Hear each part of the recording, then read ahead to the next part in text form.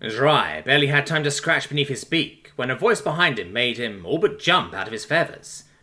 "Don't move a muscle," the voice commanded. Dry stiffened instinctively, and saw out of his peripheral vision that Griggs did the same. The pair of detectives had snuck to the top of this hill in hopes of getting the drop on a killer that had plagued Dry's colony for the better part of 2 months. It wasn't until the human detective Griggs had joined the case and discovered the stinger, a bullet he called it, that they had finally made any headway at all. Ironically, Griggs had initially suspected this hill to be the shooting spot for the killer, but when they searched it earlier, they found no trace of the killer. It wasn't until after a visit to the human colony that the detectives had realized the killer had access to significant tunneling equipment and was likely firing from inside the hill. "Hands on your head, nice and slow. Interlock your fingers," the voice commanded again. It was slightly higher pitched than Griggs was, but deep enough to likely be human. "Pig, where's your weapon?" "Right hip holster," Griggs replied. "Is Pig a type of human?" Dry couldn't stop himself from asking. "Shut up, bird brain," the killer demanded again. "And get your hands, wings, whatever. Get them on your head." Dry complied to the best of his ability, but his anatomy made it more difficult to keep his wings over his head, and he didn't have fingers to interlock. Dry heard the killer step forward, grumbling slightly as he also had to extract his feet from the soil. A pale human hand appeared in Dry's peripheral vision and fumbled around Griggs' waist before retreating with his weapon in hand. The metal danger end of his own weapon remained pointed at the back of Griggs' head. "You know," the murderer mused, "if you had stayed in town, I wouldn't have been able to take you down." "Funny," Griggs muttered into the dirt. "I was going to say the same thing." Griggs loosed a short whistle, an ascending note that ended sharply and carried through the air. In the same moment he moved. Dry had seen Griggs move quickly several times now, but only now did he realize just how quickly the human could move. It was obvious now that Griggs had merely been moving lazily before. Griggs tucked his head as low to his chest as he could and rolled to his side, away from Dry. Taking the same cue, Dry tucked and rolled in the opposite direction. A sharp crack of thunder sounded, and a puff of dirt flew up where Griggs' head had been but moments before. As he rolled, Dry pulled his phaser from his holster beneath his wing. Dry rarely brought one along, as he much preferred the disorienting stun gun for non-lethal engagements. Of course, even cranked to maximum settings, the stun gun would likely not even phase a human. The phaser he held would likely fare no better, but at least it was something, and the human hadn't thought to disarm him of it. Dry completed his roll with his phaser now armed and pointed at the human, who had snuck up on them. He pressed the firing button, and the firing computer attached to the phaser beeped out an affirmative report. The weapon had fired, though the energy it launched was invisible to the naked eye. The impact it had on the human was nearly as invisible, as the energy barely singed the edge of his shirt, before being largely absorbed by the resilient creature's skin. Of course, the phaser was meant more to be a distraction anyway. Now bounding up the hill to heed his partner's whistle, Toby closed the distance on the attacker. The four-legged fur beast that Griggs had kept as a pet would easily have ranked as an apex predator on any planet Dry had been on before. The dog lunged after the attacker's forearm, even as the weapon in that hand it produced another roll of thunder, aimed at Griggs. The impact connected this time, making a deep thump in the arm of Griggs' wore, and pushed him back onto his rear end. The weapon was aimed at Griggs again, but Toby closed on the shooter's arm before he could fire again, and began pulling him off balance. Griggs returned to his feet quickly, a testament either to human armor or the natural resilience, or both, Dry thought.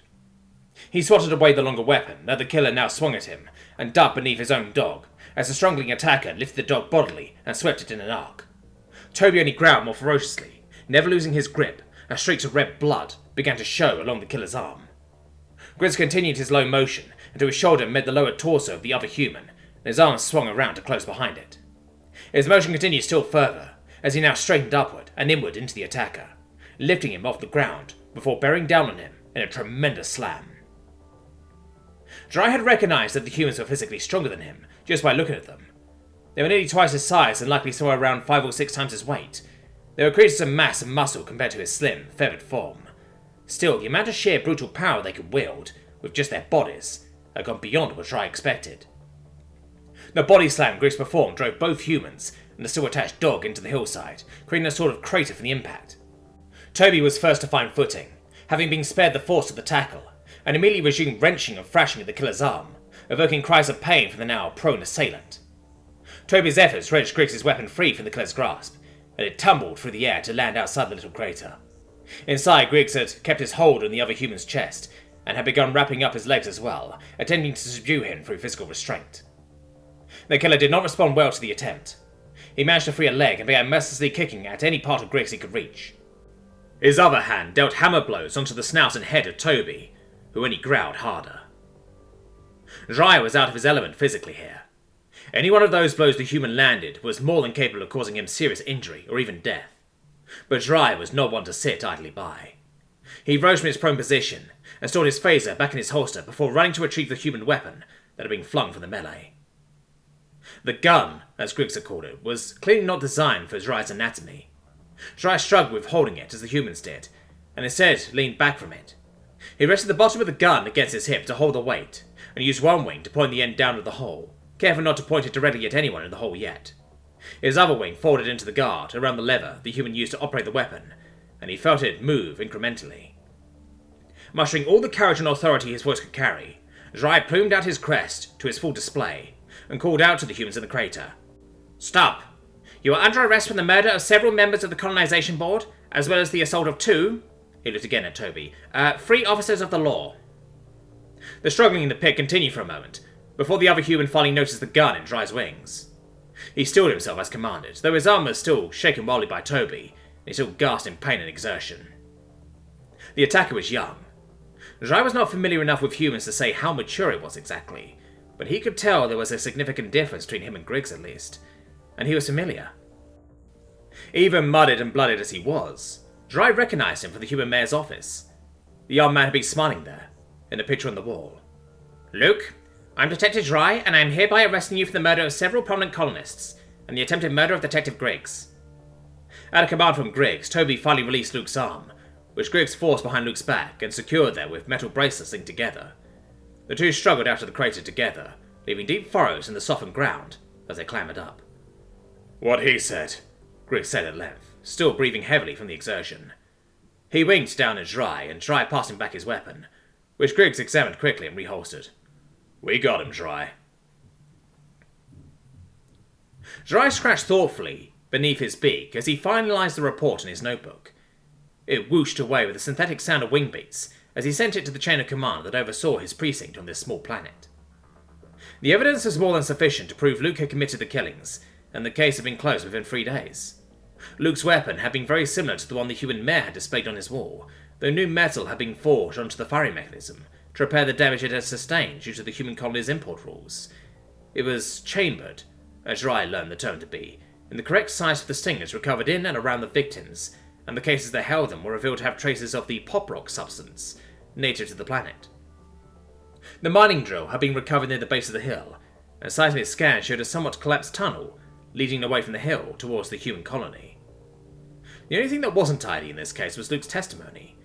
Though the prosecutors pressed Luke to admit that the killings were motivated by the desire to force the colony away from the palladium deposit nearby, Luke remained adamant that the killings were motivated internally, for his own reasons. It was concluded that it was a twisted revenge attempt when the defense revealed that Luke's mother died in the First Contact War.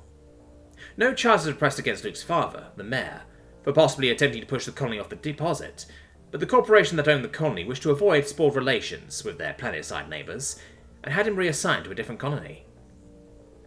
The relationship between the two colonies remained tense, but open hostilities never manifested.